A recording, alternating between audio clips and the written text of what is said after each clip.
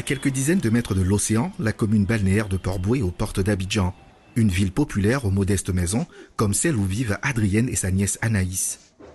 La petite fille est âgée de 9 ans et elle est drépanocytaire de type SS, la forme la plus critique. Depuis la mort de sa mère, elle est élevée par sa tante qui veille sur sa santé fragile. Tu finis de manger, tu bois ton eau, après tu prends tes médicaments.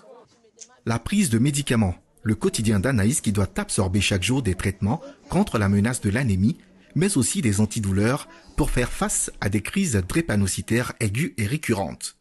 Anaka, ça commence, elle dit ses pieds. Le jour, ça passe ses pieds, elle dit ses reins. Souvent aussi dit ses mains, ça la fait mal. Au moins un mois même là, on peut aller à l'hôpital au moins 3 fois comme ça, bien avant que du lait va calmer. À cause de la drépanocytose, Anaïs passe une bonne partie de son temps enfermée à la maison. Elle est privée de l'un de ses droits fondamentaux, l'accès à l'éducation. J'ai envie de partir à l'école comme j'ai autres enfants. Comme je suis malade, je ne vais pas tout le temps. Ce jour-là, la fillette a un rendez-vous à l'hôpital pour une consultation de routine. Des consultations indispensables pour le suivi régulier des drépanocytaires. Un suivi qui a lieu dans ce centre de prise en charge qui fait partie des structures qui ont noué un partenariat avec la fondation ivoirienne LIA, très engagée dans la lutte contre la maladie. Bonjour. Vous êtes là pour votre rendez-vous? Oui. Vous avez votre carnet ici? Oui. Donnez le carnet.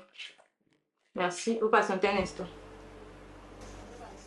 À chaque visite, le médecin doit surveiller une éventuelle dégradation de l'état de santé de la patiente. D'où la prise des constantes par l'infirmier qui détecte une montée de fièvre. Jean de Dieu Folikoué, qui a fondé ce centre, cherche aussi à localiser d'éventuelles douleurs, le cauchemar des drépanocytaires.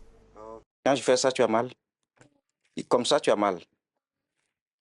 Comme ça, tu as mal. Montre-moi où tu as mal. Là, tu as mal présentement. D'accord, ok. Dans ce centre spécialisé, les parents peuvent venir trouver une aide, un soutien ou des conseils pour gérer les crises liées à la maladie et pour tenter de mettre en place un suivi efficace pour faire gagner à leurs enfants des années de vie supplémentaires. Contrôler que l'enfant n'a pas une infection élevée qui peut être source de crise. Contrôler que l'enfant n'est pas anémié. Et ça, c'est important dans sa prise en charge. Et ensuite, accompagné par ce qu'on appelle l'éducation thérapeutique.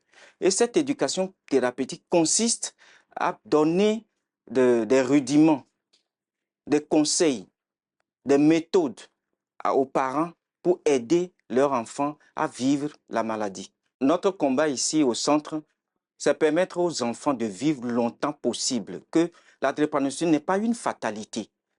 Lorsque l'enfant est suivi, le dépistage a été fait précocement, l'enfant est bien suivi, il n'y a pas de risque. Il va vivre correctement, convenablement.